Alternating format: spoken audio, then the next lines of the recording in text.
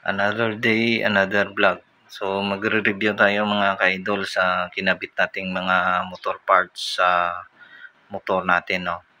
Lahat ng ikinabit natin dito, no, lalo na sa taga Iloilo, Pabia area lang ako, no. So lahat ng kinabit natin is binebenta natin, no. Ito meron tayong available na products. Una yung tip muffler. Ayan. Tapos yung tail light, signal light, cover protector.